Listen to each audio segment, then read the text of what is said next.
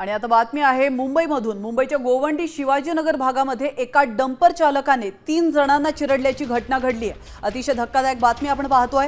Ghatkopar Mankhurd link रोडवर हा अपघात झालाय। यामुळे संतप्त जमावाने या मार्गावर ठिय्या दिलाय। यामुळे या मार्गावर दोन्ही दिशेने मोठी वाहतूक कोंडी झाल्याचं पाहायला मिळतंय।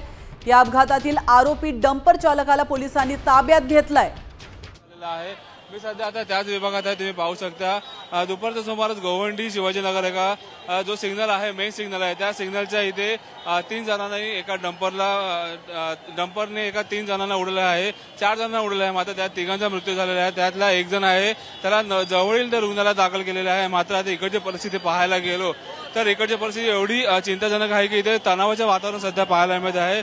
जे रहिवासी आहेत त्यांनी देखील रास्ता रोको केलेला आहे। पाहायला गेलं तर पोलिसांना देखील मोठ्या प्रमाणात घेराव देखील घालण्यात आलेला आहे। रास्ता रोको देखील करण्यात आहे। मोठमोठ्या वाहनाच्या रांगा येथे लागलेल्या आहेत। पाहायला गेलं तर 3 जणांचा याच्यामध्ये दुर्दैवी मृत्यू झाला आहे। मात्र जो टेम्पो चालक आहे ट्रक टेम्पो चालक आहे त्याला अटक देखील करण्यात आलेली आहे। तर एका साईडला पाहायला गेलं तर मोठ्या प्रमाणात जे नागरिक आहेत ते संतप्त झालेले आपल्याला पाहायला मिळाले।